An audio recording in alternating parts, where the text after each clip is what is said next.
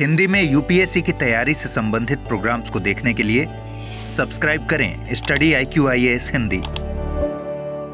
नमस्कार, बहुत बहुत स्वागत है आप सभी का स्टडी IQ-IAS हिंदी में। मेरा नाम है अतुल जैन। तो आज मैं आप लोगों के सामने लेकर आया हूं यूपीएससी की परीक्षा के प्रारंभिक परीक्षा और मुख्य परीक्षा दोनों चरणों में अर्थव्यवस्था विषय का सिलेबस क्या है, यह मैं आपके सामने एक्सप्लेन आज करने वाला हूं। अर्थव्यवस्था यानी कि अर्थशास्त्र, इसको आप जो भी कह लें। आमतौर पे यूपीएससी में अर्थशास्त्र कम होता है, भारतीय अर्थव्यवस्था ज्यादा होती है, इसीलिए मैं इसको अर्थव्यवस्था बुला रहा हूं, लेकिन विषय के नाम पर कोई विवाद नहीं है। आमतौर पे इकोनॉमिक्स जो होता है या फिर अर्थव्यवस्था जो होती है, अर्थशास्त्र जो विषय है, इसको लेकर एक बड़ी संशय की स्थिति बनी रहती है, क्योंकि इकोनॉमिक्स अपने आप में एक बहुत बड़ा विषय है। देखिए, इकोनॉमिक्स को पढ़ने और समझने की कोई खास सीमा नहीं है। आप देखेंगे हम सभी अपने जीवन में भी इकोनॉमिक्स के अलग अलग पक्षों से, अलग अलग भागों से हम इंटरैक्ट करते हैं। अगर आप एक सामान्य व्यक्ति हैं जो कुछ पैसे कमाते हैं, खर्चा करते हैं, तो आप अपने घर में बजटिंग करते हैं, तो बजट का प्रावधान हम सबको पता है। लेकिन कुछ भाग ऐसे हैं, जैसे मान लीजिए आप स्टॉक मार्केट में पैसा लगाते हैं, तो कंपनियों का स्वास्थ्य जो है या फिर स्टॉक मार्केट जो है, शेयर बाजार जो है, म्यूचुअल फंड जो है, वो आपके लिए ज्यादा उपयोगी हो सकते हैं, बाकी लोगों के लिए उतने उपयोगी नहीं होंगे। भारत के वैश्विक संबंध जो हैं वो भी आर्थिक होते हैं काफी हद तक। तो अर्थव्यवस्था अपने आप में एक बहुत बड़ा, बहुत विस्तृत विषय है। तो यूपीएससी की तैयारी करते हुए आमतौर पे बहुत बार छात्र इस बात को लेकर कंफ्यूज हो जाते हैं कि हम कितना पढ़ें और कितना ना पढ़ें। तो अक्सर मैंने देखा है कि बच्चे बहुत बड़ी वृहद विस्तृत किताबें खरीद लाते हैं इकोनॉमिक्स की। बहुत बड़े बड़े स्कॉलर्स ने किताबें लिखी हैं और हर साल हर महीने नई किताबें आती हैं और लोग उनको खरीद लाते हैं, उनको पढ़ने की कोशिश करते हैं और इस प्रयास में, इस प्रक्रिया में वो सीखते हैं चीजें, लेकिन वो ऐसी चीजें सीखते हैं जो यूपीएससी के लिए ज्यादा उपयोगी नहीं है। देखिए, यूपीएससी आखिरकार एक परीक्षा है जिसका एक नियत सिलेबस है। तो यह बहुत जरूरी है कि अपनी तैयारी में हम लोग यह प्रयास करें कि उस सिलेबस के दायरे के हम लोग अंदर ही रहें, ताकि हम अपना जो समय और ऊर्जा है उसको व्यर्थ ना करें। हर तरह का ज्ञान अच्छा होता है, लेकिन जब आप एक परीक्षा की तैयारी कर रहे हैं जिसमें आपको बहुत सारे विषयों की तैयारी करनी है, तो बेहतर स्ट्रैटेजी यह है कि आप वही पढ़ें जो आपके परीक्षा के सिलेबस में है। तो आज हम लोग आपकी यूपीएससी की परीक्षा के इकोनॉमिक्स के सिलेबस की बात करेंगे। शुरू करने के पहले मैं आपको जल्दी से बता दूं कि हमारा P2I बैच जो है वो 14 तारीख से शुरू हो रहा है। 14 दिसंबर से शाम 6 बजे का बैच है। आप AJ लाइव कोड जो मेरे नाम का है उसको लगाकर, अतुल जैन के नाम पे आधारित है AJ लाइव कोड, उसको आप लगाकर 24,999 रुपए में इसको प्राप्त कर सकते हैं।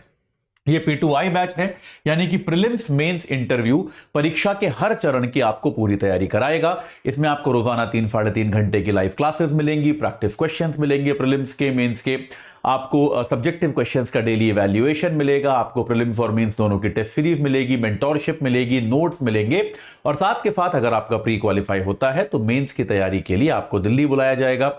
आपका रहना, खाना, पढ़ना इत्यादि बिना किसी अतिरिक्त शुल्क के वहां पर कराया जाएगा।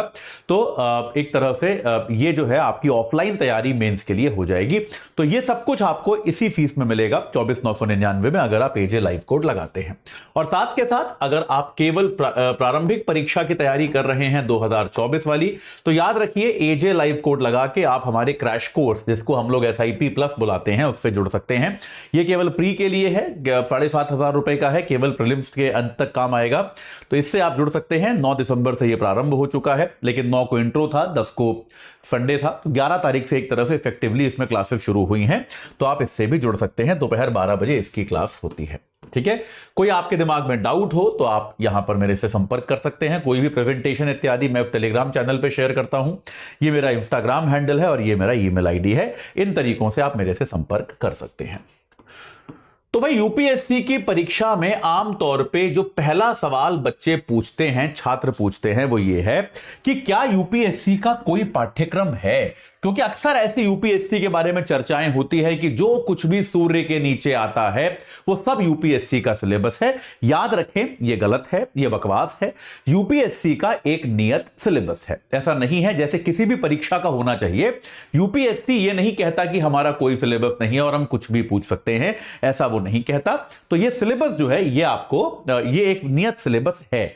बहुत लोग ऐसी बातें करते हैं कोई सिलेबस नहीं है, यह गलत है। एक सिलेबस है जो यूपीएससी के नोटिफिकेशन के साथ ही आता है। ठीक है, क्या सिलेबस को जानना आवश्यक है? मैंने आपको शुरुआत में ही बताया कि आपके पास क्योंकि समय सीमित है और उस समय में आपको बहुत सारे विषय पढ़ने हैं, तो इसीलिए बहुत जरूरी है कि आप वो सीमाएं बना ले कि भाई इन सीमाओं के अंदर ही हमको पढ़ना है। तो यह बहुत आवश्यक है, इसके लिए सिलेबस आपको जानना जरूरी है।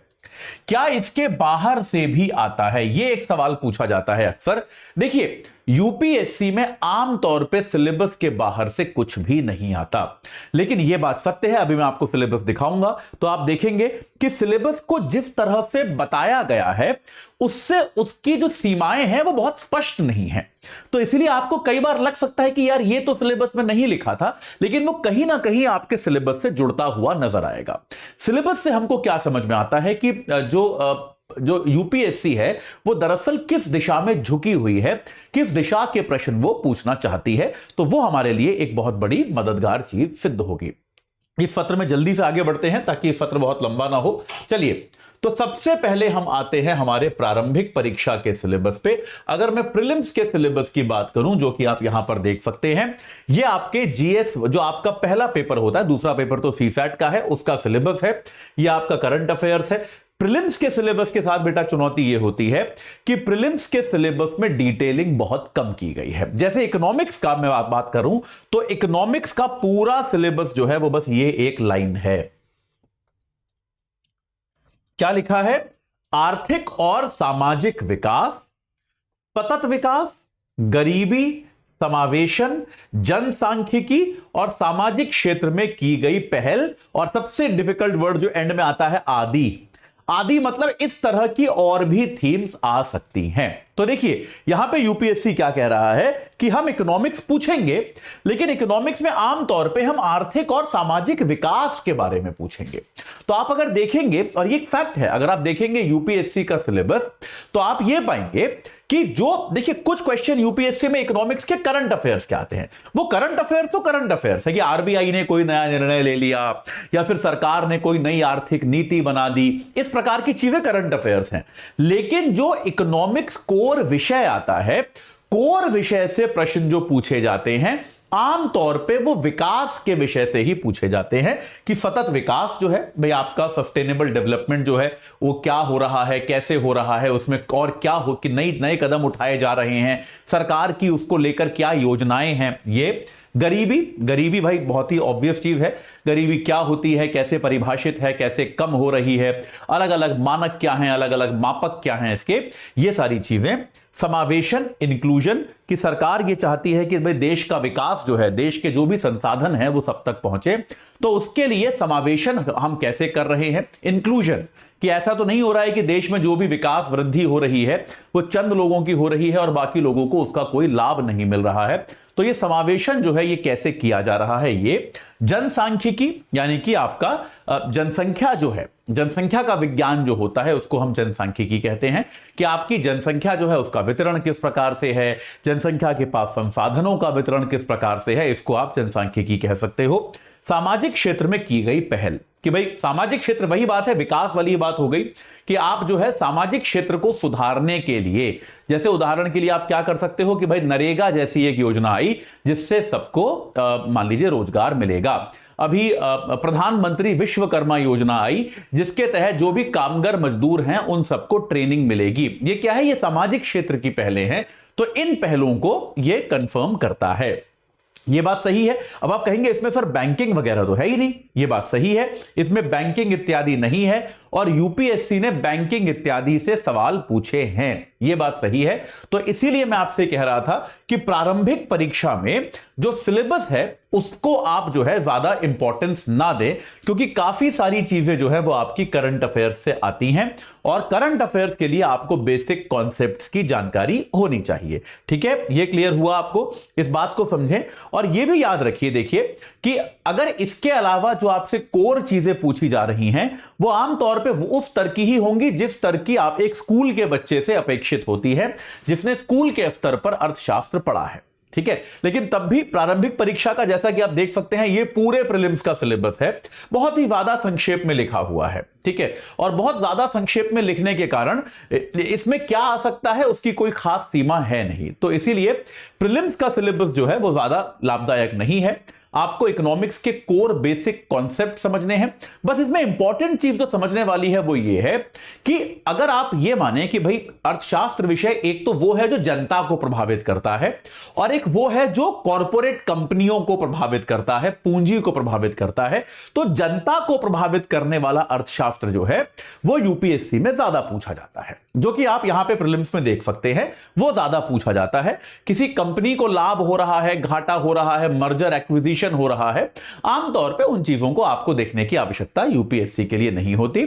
आपने देखा भी होगा, आमतौर पे जब मैं करंट अफेयर्स भी कराता हूं तो उस तरह के समाचारों को मैं छोड़ देता हूं।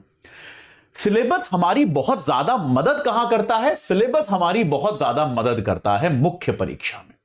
मेंस में आप देखेंगे ये जो सिलेबस लिखा हुआ है ये जीएस 3 के पेपर में केवल इकोनॉमिक्स के भाग का सिलेबस है। जीएस 3 में इकोनॉमिक्स आती है और भी विषय आते हैं, लेकिन इकोनॉमिक्स के भाग का यह सिलेबस है। तो आप देख सकते हैं केवल इकोनॉमिक्स का एक विस्तृत सिलेबस जीएस 3 में दिया हुआ है। एक बार इसको हम जल्दी से पढ़ लेते हैं। कंक्लूजन यहां पर भी मेरा वही है कि यूपीएससी जो है वो ज्यादा सामाजिक क्षेत्र के प्रश्न पूछना चाहता है, ना कि ज्यादा कॉर्पोरेट टाइप के सवाल। ये याद रखिए कि यूपीएससी जो है वो ज्यादा कॉर्पोरेट सवाल नहीं पूछना चाहता, वो ज्यादा सामाजिक सवाल आपसे पूछना चाहता है जब हम अर्थव्यवस्था की भी बातें कर रहे हैं। कैसे? एक बार सिलेबस साथ में पढ़ते हैं, आपको समझ में आ जाएगा। तो पहला पॉइंट क्या है? भारतीय अर्थव्यवस्था तथा योजना, संसाधनों को जुटाने, प्रगति, विकास और रोजगार से संबंधित विषय। तो हालांकि योजना जो है ये सिलेबस में है, लेकिन अब आपको पता है योजना आयोग खत्म हो चुका है। भारत सरकार अब जो है योजनाएं नहीं बनाती। हम जो है पंचवर्षीय योजनाओं इत्यादि के फेज से बाहर आ गए हैं, नीति आयोग बन गया है, एक अलग प्रक्रिया हो गई है। तो योजना वाला भाग आप मान सकते हो कि अब इंपॉर्टेंट नहीं रह गया। लेकिन तब भी भारत की अर्थव्यवस्था में संसाधनों को हम जुटाते कैसे हैं, प्रगति क्या होती है, विकास कैसे होता है, क्या होता है, रोजगार जो है हम और ज्यादा उत्पन्न करें, इसके लिए क्या कदम उठाए जा रहे हैं, इसके लिए क्या किया जा रहा है, ये सारी चीजें जो है ये आपका पहला बिंदु हो गया। समावेशी विकास तथा इससे उत्पन्न विषय कि विकास आप करो, लेकिन ऐसा विकास करो कि उसमें सबकी भागीदारी हो। ऐसा विकास ना हो जाए कि केवल चंद शहर, चंद लोग, चंद राज्य जो हैं वो विकसित हो जाएं और बाकी सब गरीब रह जाएं। और समावेशी विकास आप करना चाहते हो और इससे उत्पन्न विषय मतलब पहली बात चुनौतियां क्या हैं।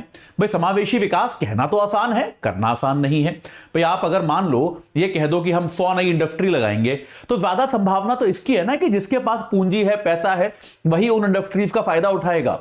या आप कह दो कि हम जैसे मान लो उदाहरण के लिए आप ये कह दो कि हम 100 नौकरियों पे हायरिंग करेंगे, तो सबसे ज्यादा चांसेस किसके सिलेक्शन के हैं? जो ज्यादा पैसा खर्च कर सकता है। लॉजिकल है कि नहीं भाई? यूपीएससी में भी आप देखते हो कि जो आदमी महंगी कोचिंग लेता है, जो ज्यादा खर्चा कर पाता है, उसकी संभावना बढ़ जाती है। वो तो अभी फिर भी ये इंटरनेट और फ्री हम जो ऑनलाइन आपको रिसोर्सेज दे रहे हैं उनके माध्यम से परिस्थितियां बदली हैं, वरना आप जानते हैं 2-3-4 लाख रुपए तो कोचिंग की फीस होती थी आज से कुछ वर्ष पहले।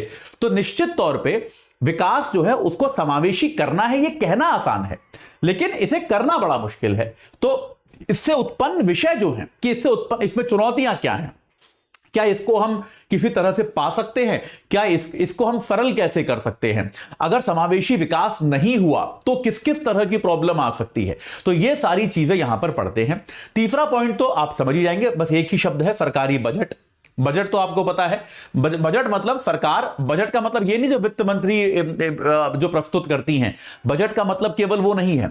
बजट का मतलब वो तो है ही है, उसके अलावा अन्य चीजें भी हैं। और ये अन्य चीजें क्या हैं कि भाई सरकार पैसा कहां से कितना कमा रही है और कहां पर कितना खर्च कर रही है, ये आपका होता है बजट। तो इसके लिए सरकार कई बार मितव्ययिता की तरफ जाती है कि भाई हमको पैसा बचाना है कुछ क्षेत्रों से और कुछ क्षेत्रों को प्राथमिकता देती है, यहां पर ज्यादा खर्च करना है। तो क्या इसकी कोई नीति है?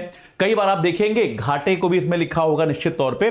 बजट के अंतर्गत कई प्रकार के घाटे भी आते हैं। आप जानते हैं कि भाई सरकार जो है राजकोषीय घाटे को हमेशा नियंत्रित करना चाहती है, राजस्व घाटे को तो शून्य करना चाहती है। तो ये घाटे क्या होते हैं, इनको कम करने के लिए सरकार क्या प्रयास कर रही है? देखिए, सरकार को अगर फ्री हैंड मिले, खुली छूट मिले, तो सरकार तो बहुत पैसा खर्च करे, लेकिन पॉइंट वही है ना कि आपको घाटे को भी तो नियत करना है। अगर आप घाटा नियंत्रित नहीं कर पाए तो आपको लोन लेना पड़ेगा, जो कि आगे आने वाले समय में जो आने वाली पीढ़ियां हैं उनको चुकाना पड़ेगा। तो इसीलिए सरकारी बजट भी एक बहुत महत्वपूर्ण बिंदु है। इकोनॉमिक्स का यह भाग है जिस पर बच्चे कम ध्यान देते हैं, खास तौर पे क्योंकि किताबों में कम ध्यान दिया गया है, लेकिन यह यूपीएससी के लिए बहुत इंपॉर्टेंट है। वो है कृषि वाला भाग। देखिए, मुख्य फसलें ये एकदम है कुछ, ये सबसे आसान भाग है और मैंने देखा है कि बच्चे इसमें सबसे कम पढ़ाई करते हैं और सबसे खराब करके आते हैं, जबकि ये सबसे आसान भाग है क्योंकि इसमें टेक्निकल कुछ है ही नहीं, एकदम बेसिक है। 2 बार पढ़ लो आप किसी भी नोट से, किसी भी किताब से, मेरे लेक्चर से हो जाएगा आपका। तो मुख्य फसलें क्या है? देश के विभिन्न भागों में फसलों का पैटर्न, कि भाई कौन से क्षेत्र में कौन सी फसलें उगती हैं, सिंचाई के भिन्न प्रकार और सिंचाई की प्रणाली, कृषि उत्पाद का भंडारण बहुत ज्यादा न्यूज में रहा था जो 3 कानून आए थे उसके बाद, भंडारण, परिवहन और विपणन। ये आपको पता है ना कि जब 3 कृषि कानून आए थे वो यही थे कि भाई कृषि उत्पाद है उनका विपणन यानी कि मार्केटिंग कैसे होगी।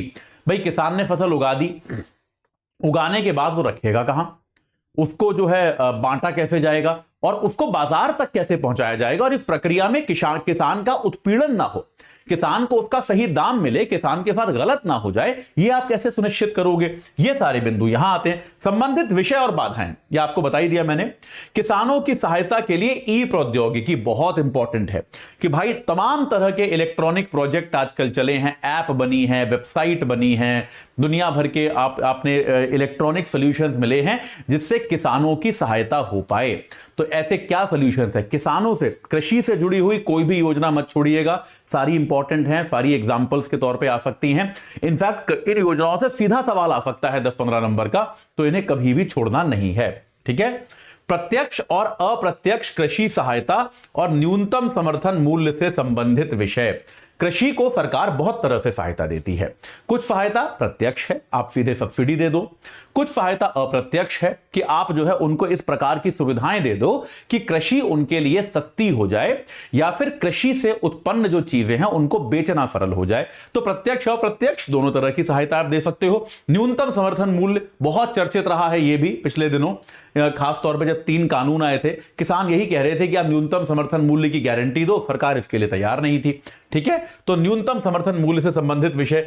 जन वितरण प्रणाली, कि जनता में जो कृषि उत्पाद बांटने की प्रणाली है, जो राशन की दुकानें होती हैं, ठीक है, उद्देश्य क्या है, कार्य क्या है, सीमाएं क्या हैं, सुधार कैसे किया जा सकता है, एकदम बेसिक है। मैं आपसे अभी भी कहूंगा, आप लोग अभी भी लिख दोगे इस पे थोड़ा बहुत, तो बस एक व्यवस्थित तरीके से मैं आपसे ये कह रहा हूं, ये टॉपिक सबसे आसान टॉपिक है, सबसे आसान टॉपिक है, और बच्चे इसमें बड़ा कंफ्यूज होते हैं क्योंकि ढंग से पढ़ते नहीं इसको वो लोग। बहुत ही व्यवस्थित तरीके से 10-12 पेज के नोट्स पढ़ लो, सब ठीक हो जाएगा ये। ठीक है। बफर स्टॉक और खाद्य सुरक्षा संबंधित विषय। बफर स्टॉक क्या होता है? जो आपका फूड कॉर्पोरेशन ऑफ इंडिया खरीदती है। खाद्य सुरक्षा मतलब देश में सबको खाद्यान्न प्राप्त हो रहा है या नहीं हो रहा। 70 के दशक तक खाद्य सुरक्षा क्या होती थी? खाना ज्यादा उगाओ। अब क्या होती है? केवल उगाओ मत, हर व्यक्ति तक पहुंचे भी तो सही। तो ये वितरण में भी शामिल हो गया है। ठीक है। प्रौद्योगिकी मिशन, पशुपालन संबंधी अर्थशास्त्र, ठीक है, पशुपालन वगैरह बेसिक चीज है एकदम। भारत में खाद्य प्रसंस्करण एवं संबंधित उद्योग, बहुत इंपॉर्टेंट है ये कि भाई फूड प्रोसेसिंग, किसान की आय हमें कितनी करनी है? दुगनी करनी है।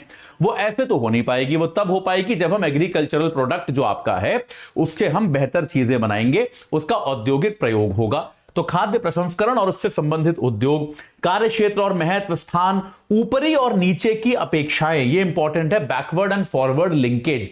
ऊपर और नीचे की अपेक्षाएं का मतलब क्या होता है कि अगर एक किसान एक फसल उगा रहा है तो उस फसल से आगे कुछ उद्योगों को सहायता मिलती है और पीछे भी कुछ उद्योगों को सहायता मिलती है। आगे मतलब मान लो एक किसान जो है वो आलू उगाता है उदाहरण के लिए, तो आलू में आगे वो हो सकता है किसी चिप्स के उद्योग की सहायता हो जाए, भाई कोई एक लेज की फैक्ट्री होगी, वो चिप्स बना रही होगी, उसको सहायता हो जाएगी। पीछे के उद्योग कौन से हैं? जो उसके खेत में इनपुट जा रहा है, कहीं से वो खाद खरीदेगा, कहीं से कीटनाशक खरीदेगा, इन सब उद्योगों का लाभ होगा।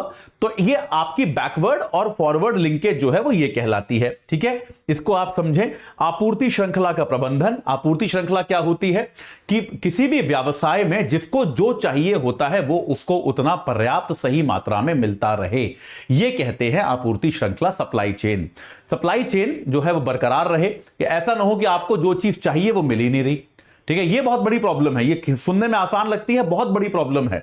सप्लाई चेन को लेके एमबीए कोर्सेज कराए जाते हैं लोगों को, क्योंकि सप्लाई चेन आसान नहीं होती। तो सप्लाई चेन की प्रॉब्लम उसको सॉल्व करना। सबसे पुराना टॉपिक जिससे पिछली बार मेंस में सवाल आ गया था, भूमि सुधार। आजादी के बाद हमारे यहां भूमि सुधार किए गए थे, वो भूमि सुधारों का इतिहास है, बस उसको पढ़ना है, एकदम सिंपल सा टॉपिक है। ये थोड़े अच्छे टॉपिक्स हैं। उदारीकरण का अर्थव्यवस्था पर प्रभाव।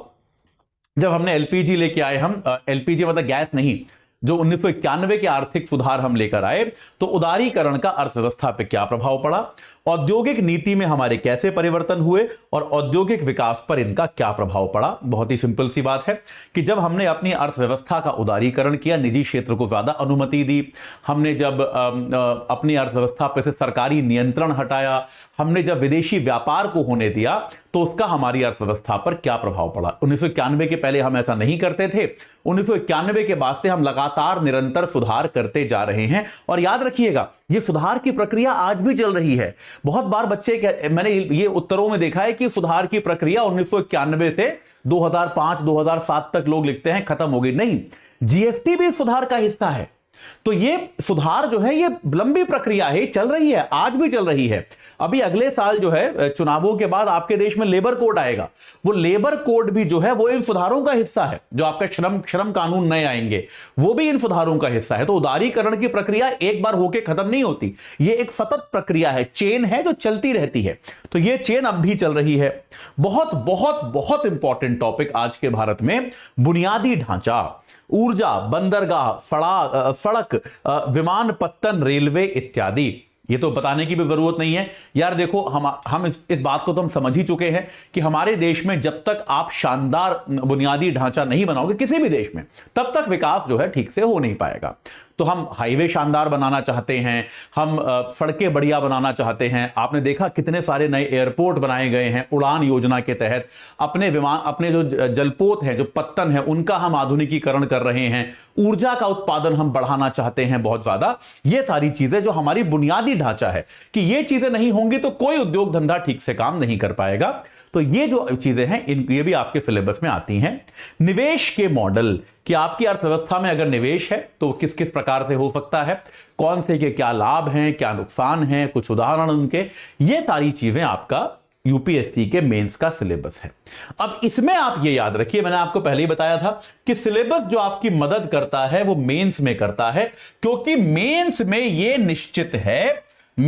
निश्चित है कि इसके बाहर से नहीं आता। ये आप लिख कर रख लीजिए, आप चाहिए तो आप पिछले कुछ सालों के पेपर देख लीजिए, इसके बाहर से एक्चुअली मेंस में नहीं आता। और मैंने देखा है कि बच्चे दुनिया भर की किताबें ले आते हैं और उनको पढ़ते रहते हैं मेंस के लिए। आरबीआई के गवर्नर्स की लिखी हुई किताबें पढ़ते रहते हैं, कोई लॉजिक नहीं है, कोई फायदा नहीं है। इसके बाहर से मेंस में कुछ भी नहीं आता। तो इन्हीं भागों को, इन्हीं चीजों को अगर आप एकदम ठोस कर लें, आप एकदम मजबूत कर लें, तो निश्चित तौर पे आप बहुत अच्छा पेपर करके आएंगे, इसमें कोई डाउट नहीं है। इसमें भी आप देख सकते हैं लगभग सारी चीजें जो हैं, केवल कुछ ही उद्योगों की बातें की गई हैं। ज्यादा फोकस यहां पर भी सामाजिक पर है, ज्यादा फोकस यहां पर भी कृषि पर है, ज्यादा फोकस यहां पर भी आधारभूत ढांचे पर है, बुनियादी ढांचे पर है। तो ये सारी चीजें जो हैं इन पर आपको ध्यान केंद्रित करना है। याद रखिएगा, इकोनॉमिक्स जो है ये कॉर्पोरेट इकोनॉमिक्स नहीं है। अक्सर मैंने देखा है कि बच्चे यूपीएससी की इकोनॉमिक्स को एमबीए की इकोनॉमिक्स से कंफ्यूज करते हैं। ये गलती मत कीजिएगा। एमबीए की इकोनॉमिक्स पढ़ने के बाद आपको किसी कंपनी में काम करना होता है, इसीलिए आपको इकोनॉमिक्स उस तरह से पढ़ाई जाती है। आपको बड़े सारे ग्राफ, कर्व, ये सब पढ़ाए जाते हैं।